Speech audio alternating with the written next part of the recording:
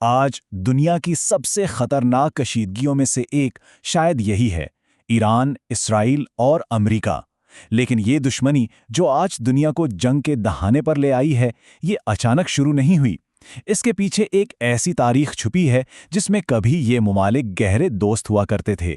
تو اتحاد سے کھلی جنگ تک کا یہ سفر آخر طے کیسے ہوا؟ آئیے اس کی حقیقت کو سمجھتے ہیں۔ فروری 2026 میں مشرق وسطیٰ میں حالات دھماکہ خیز ہو گئے۔ ایک طویل عرصے سے جو خفیہ جنگ چل رہی تھی وہ کھل کر میدان میں آ گئی۔ ایران کے خلاف اس بڑے فوجی آپریشن کا سرکاری جواز کیا تھا؟ امریکی سینٹ کام کے مطابق اس کا مقصد تھا ایرانی حکومت کے سیکیورٹی ڈھانچے کو ہی مکمل طور پر ختم کر دینا۔ لیکن یہ کوئی عام آپریشن نہیں تھا، یہ ایک ڈیکیپیٹیشن سٹرائک تھی، مطلب سیدھا قیادت پر حملہ۔ ہدف کون تھا؟ ایران کے سپریم لیڈر علی خامنئی، اور منصوبہ بنایا موساد اور CIA نے مل کر۔ اس ایک حملے نے تنازع کا رخ پوری طرح سے بدل کر رکھ دیا۔ اور یہیں پر تو سب سے بڑا سوال پیدا ہوتا ہے، ایک وقت تھا جب یہ ممالک اتحادی تھے، تو پھر یہ دوستی اتنی شدید دشمنی میں کیسے بدل گئی؟ اس تبدیلی کو سمجھنے کے لیے ہمیں تاریخ کے ورق پلٹنے ہوں گے۔ تو آئیے وقت میں پیچھے چلتے ہیں، ایک ایسے دور میں جب ایران اور اسرائیل کے درمیان تعاون تھا، ایک ایسی حقیقت جسے آج تصور کرنا بھی بہت مشکل ہے۔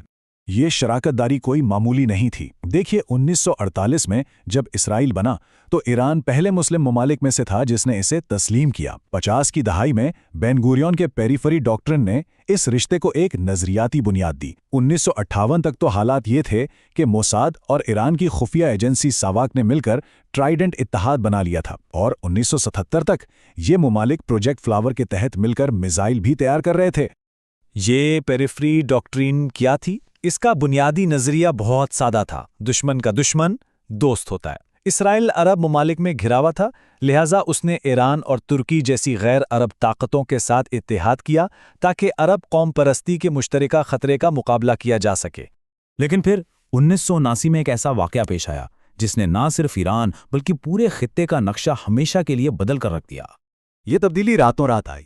شاہ کے دور کا ایران امریکہ اور اسرائیل کا اتحادی تھا، اس کی توجہ علاقائی استحکام پر تھی۔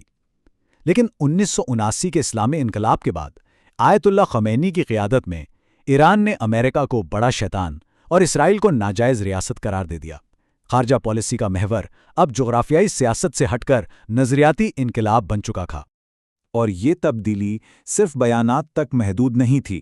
نئی انقلابی حکومت نے اسرائیل کے ساتھ تمام سرکاری تعلقات فوراً ختم کر دیے اور فلسطین کی حمایت کو اپنی شناخت اور خارجہ پالیسی کا ایک لازمی حصہ بنا لیا۔ اس نظریاتی تبدیلی کے بعد دشمنی ایک نئے مرحلے میں داخل ہو گئی۔ یہ براہ راست جنگ کا دور نہیں تھا، بلکہ ایک طویل، سرد اور خفیہ جنگ کا آغاز تھا۔ اس حکمت عملی کو پراکسی وار کہتے ہیں، مطلب خود لڑنے کے بجائے اپنے اتحادیوں یا گروہوں کے ذریعے اپنے دشمن کو نقصان پہنچانا، اور ایران اور اسرائیل نے کئی دہائیوں تک بالکل یہی کیا۔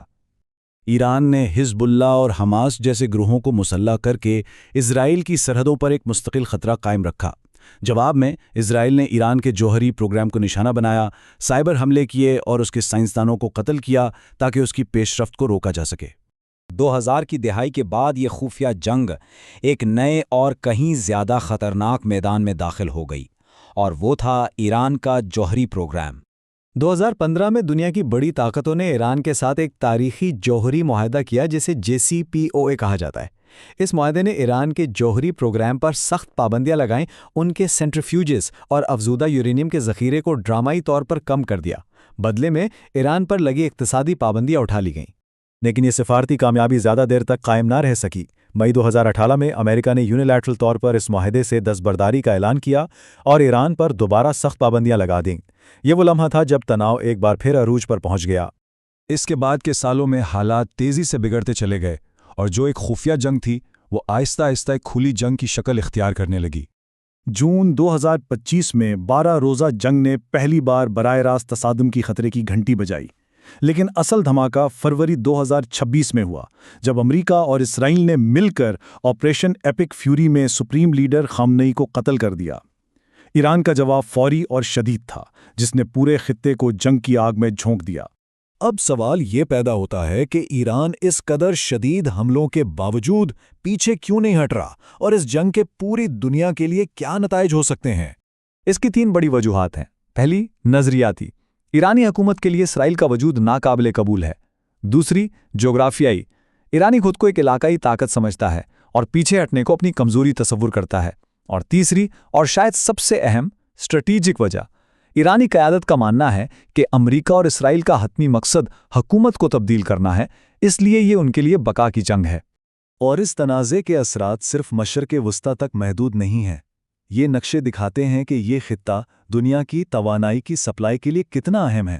آبنائے ہرمز، جہاں سے دنیا کا 5واں حصہ تیل گزرتا ہے، اسی تنازع کے مرکز میں ہے۔ یہ عالمی تجارت کی شہرگ ہے۔ یہ ایک عدد اس کی اہمیت کو سمجھنے کے لیے کافی ہے۔ 20%۔ جی ہاں، دنیا کا 20% تیل یعنی ہر 5 میں سے 1 بیرل صرف آبنائے ہرمز سے گزرتا ہے۔ اس راستے میں صرف چند گھنٹوں کی رکاوٹ بھی پوری عالمی معیشت کو ہلا کر رکھ سکتی ہے۔ ماہرین کے مطابق آگے 3 ممکنہ راستے ہیں۔ پہلا، یہ جنگ پورے خطے میں پھیل جائے جس کے نتائج تباہ کن ہوں گے۔ دوسرا، یہ ایک طویل تعطل کا شکار ہو جائے جہاں کوئی بھی فریق جیت نہ سکے۔ اور تیسرا، بین الاقوامی دباؤ ایک سفارتی حل تلاش کر لے تاکہ عالمی تباہی سے بچا جا سکے۔ تو ایک ایسا اتحاد جو مشترکہ مفادات پر مبنی تھا، آج ایک ایسے نظریاتی تصادم میں بدل چکا ہے جس نے پوری دنیا کو خطرے میں ڈال دیا ہے۔ اصل سوال یہی ہے، کیا دنیا ایک اور بڑی عالمی جنگ کے دہانے پر ہے، یا سفارت کاری اب بھی اس تباہی کو روک سکتی ہے؟